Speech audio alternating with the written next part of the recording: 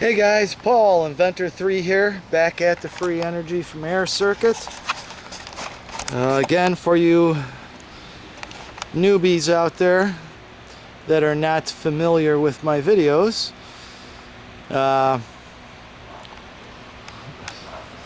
we got one wire right there coming out of the side of the tent. Okay, that goes up to this pole. And I know it's a bad shot, there's the trees in the background, but the wire bends over the pole, not over the pole, the wire is looped through a piece of string at the top of the pole. And anyhow, we come over this way, you could see it over here where the trees are not.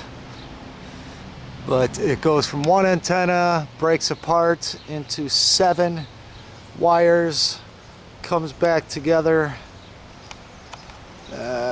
to one single wire going up there. Okay, and then inside of our lab, you could actually see it hanging inside there. Our wires come inside. We got a ground over there. There's our circuit. There's an antenna wire, there's a ground wire, and then 2 probes, or actually 2 other wires for the output going to the LEDs. Let's see here. Now it's whoops. They're all lit pretty nice and bright right there. So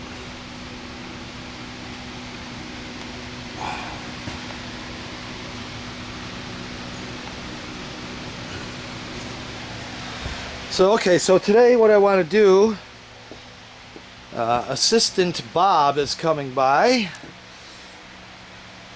and we're going to be working on, I want to try to get the voltage up as high as possible here.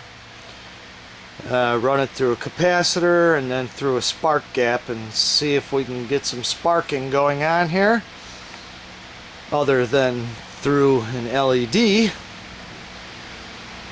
So I'll be showing you this step by step, but the first thing is we're going to put this coil in between that circuit and the antenna in series, but at the same time that coil has to go over this ground rod. And actually I have another ground rod at the other end of my lab. They're identical, 5 feet in the ground, 5 feet above ground. Now let me show you one more quick thing here on this circuit.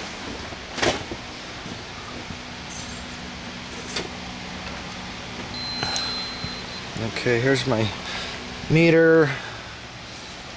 I'm gonna hook that up here to the output. Let me just get the right ones on the right place here and make sure that don't touch anywhere else in the circuit. Okay. Okay, as you can see there is DC voltage. Simple circuit, Joe Tate AMP circuit, ambient power module. Anyhow, right now with that circuit, no, yes, actually there is a load. What am I saying? We got 2.4 volts, which is pretty typical with those LEDs on there.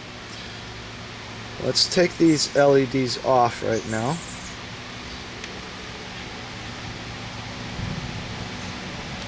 Okay, you can see the voltage right away.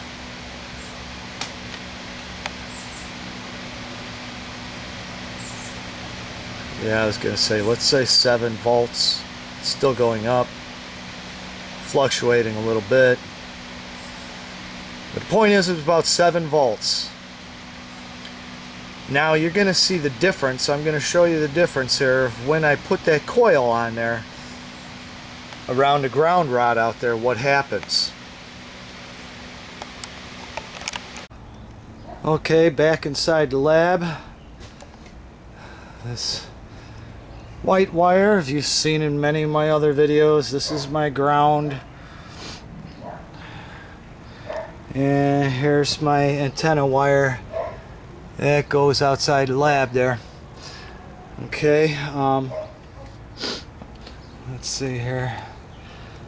Okay, now my meter, there's no circuitry, there's no load, no nothing. This is just ground and antenna. And this is checking AC right now. Hold on.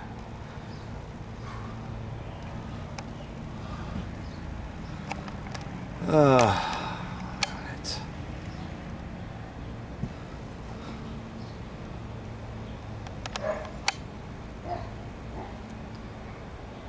0.275.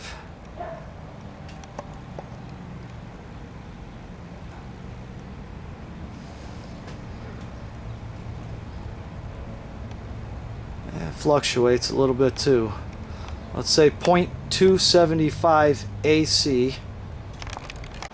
Okay, so now we got our coil hooked up in here.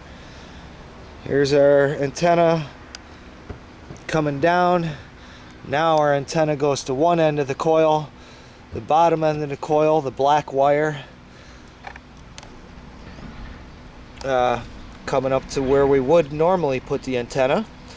So the coil's in between the circuit and the antenna.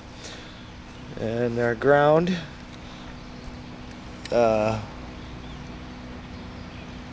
is this white wire coming up to our top of our ground rod. So basically we just added a coil in between the antenna and the circuit, except the coil is on our ground rod. Okay, now let's see how much voltage we get. Look at that, Bob. 17, over 17 volts now. There's Bob, Assistant Bob.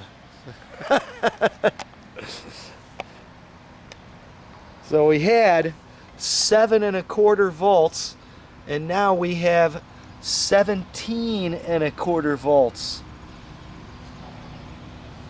If you could see it there, get that dang light reflecting off of there. There it is. You're gonna hit him Okay, and stop. now we're at 18.62.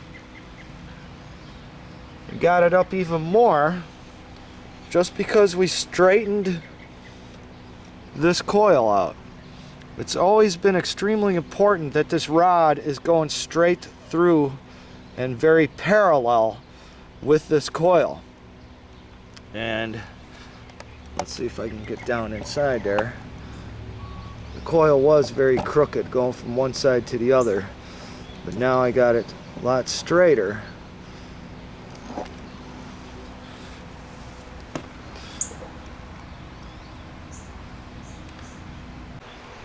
Okay, I'm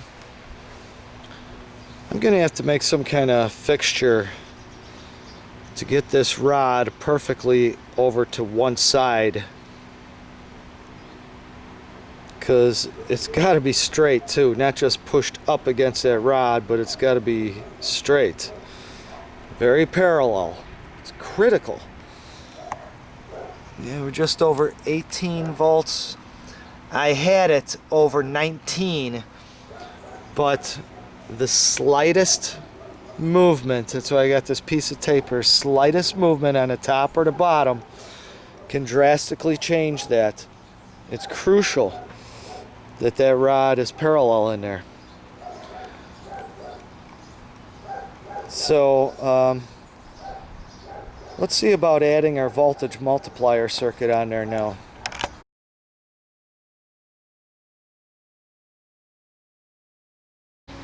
Okay, now we got the coils in there,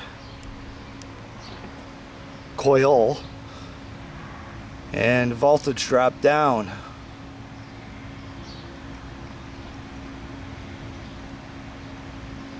A little over 10 volts.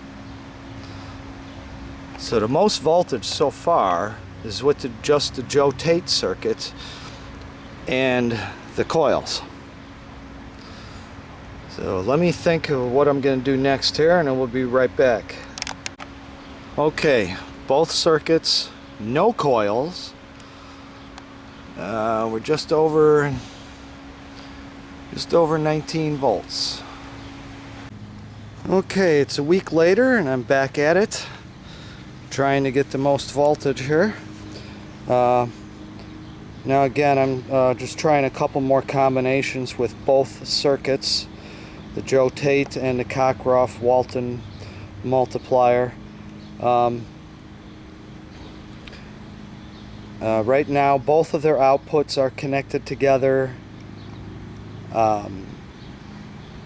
They're both grounded, and right now I only have the Cockcroft Walton multiplier going to the antenna.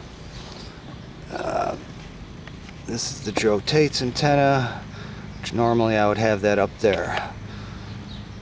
So let's see, normally I would have both of them connected, but now let's see. 6.6 volts.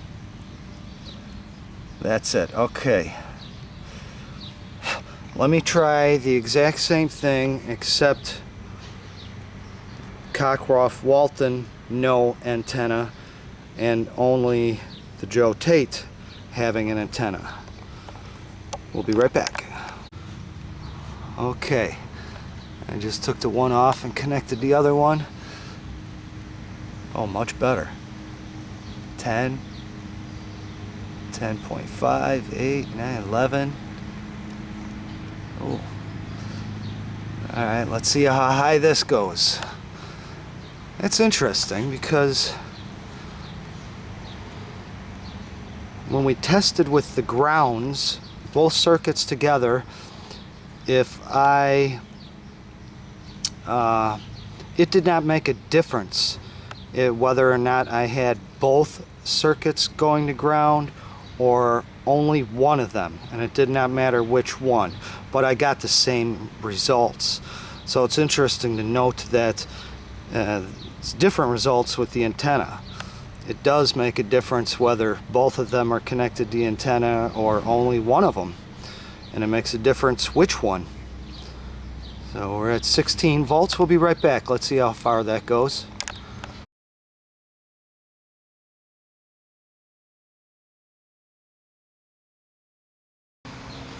I got this big this copper tube here, and let's see where are we at right now. Let's see, let's zoom in. There we go. Try to get this in a good spot. Hold on. 26. Okay, now I'm going to start lowering this copper tube into the coil.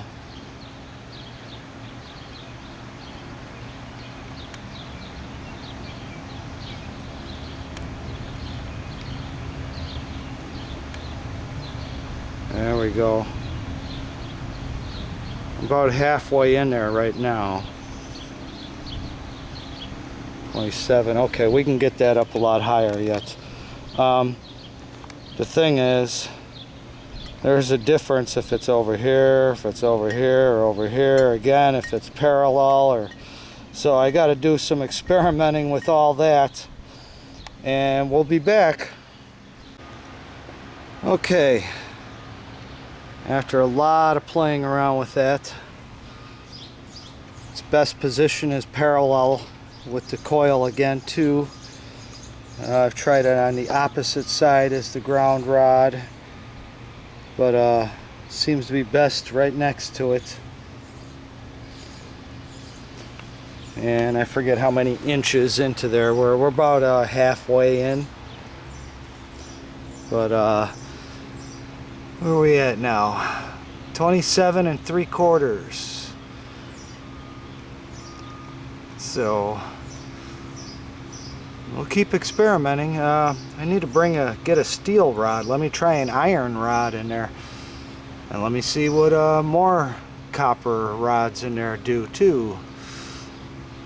But that's where we're at so far, 27 3/4.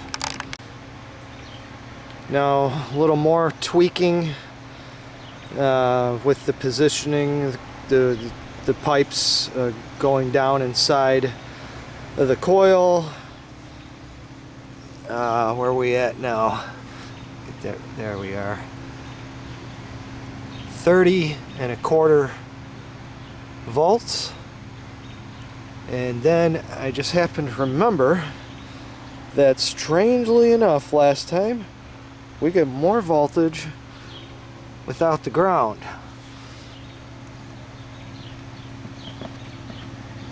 That's right. So we're gonna get more. Let's see. 4, 30.5, 6, 7. Wow. Alright, this is a new record for this video series in this location this year. We'll be right back. Let's see how far that goes. Okay, it's about 3 minutes later, approximately. Or over 35 volts.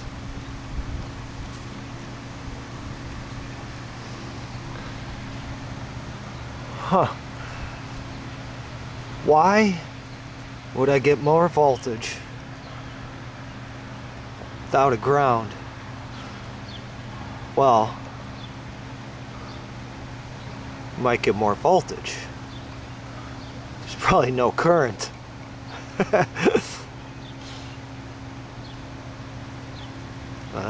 We're not worried about that yet. Let's see. 35, 35.